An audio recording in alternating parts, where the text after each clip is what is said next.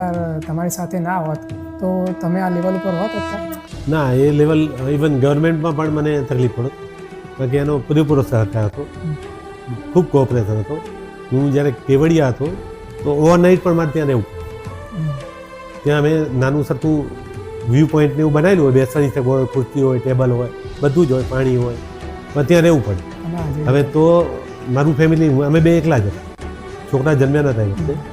તો મારી મિસિસ ત્યાં કેવડિયા, જે કહેવાય ને એકદમ આદિવાસી એરિયા, અને એ એકલી ત્યાં રહેતી હતી અને મને સપોર્ટ આપતી હતી. હું નોકરી કરી શક્યો સારી. એને કોઈ દિવસ ઓબ્જેક્શન નથી લીધું કે હું એકલી પડીશ અને મને બીક લાગે છે, એવી કોઈ ઓબ્જેક્શન લીધું નથી.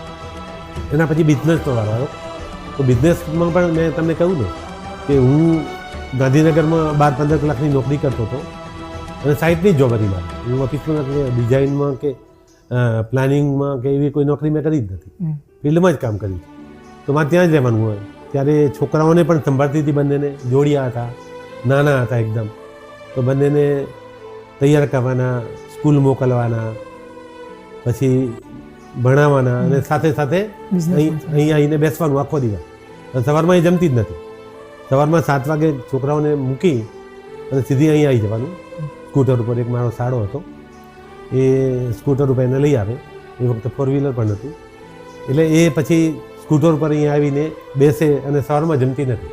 અહીંયા અમારે નાનું રસોડું ચાલતું હતું લક્ષ્મીમાં, જે અહીંના સ્ટાફ હોય, દૂરથી આવતા હોય ને, એટલે એ લોકોના માટે 7-8 જણ માટે એ જમવાનું બનાવતો, પણ એ કોઈ દિવસ જમતી નથી. અને પછી 5 વાગે અહીંથી નીકળી જાય, છોકરાઓને બસમાંથી લઈને ઘેર જઈને, અમે એ વખતે રાધનપુર રોડ ઉપર ભાડાના મકાનમાં રહેતા, ત્યાં લઈ જવાનું, ત્યાં પછી જમવાનું બનાવવાનું, બધા સાથે રાત્રે જમતા. એટલે આખો દિવસ ફેક્ટરી સંભાળવાની અને છોકરાઓને પણ સંભાળવાના. એના સિવાય બીજું શું હતું કે માર્કેટિંગમાં પણ થોડું એને જ્ઞાન આવતું ગયું. અને જે અમારા ક્લાયન્ટ હતા એની સાથે પણ ફોન ઉપર વાત કરે, પ્રોબ્લેમ હોય કોઈ નાના મોટા તો એના વિશે પણ વાત કરે. પછી ડિસ્પેચ હોય, ડિસ્પેચમાં ધ્યાન આપવું જ પડે કે કઈ કંપનીનું ક્યારે ડિસ્પેચ કરવું છે. અને ટ્રકો જ જતી હતી એ વખતે. અમારી પાસે 2 ઘરની પોતાની ટ્રક હતી એ વખતે પણ 2 અમે ટ્રક રાખી હતી, કારણ કે એ તો રાખવી જ પડે, ભાડામાં પોસાય પણ નહીં અને પ્રોમ્પ્ટ ડિલિવરી પણ ના થાય.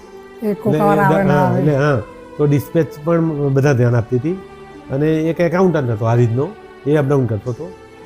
એની સાથે બેસીને બધી ઉઘરાણી, પછી પેમેન્ટમાં તો એની પાસે જ પાવર્સ હતા, ચેક ડ્રોઈંગના, કેશ ડ્રોઈંગના બધા. મારી પાસે, હું તો ગવર્મેન્ટમાં હતો એટલે મારા નામ તો કશું હતું જ નહીં, એ બધું જ કામ કરતી હતી.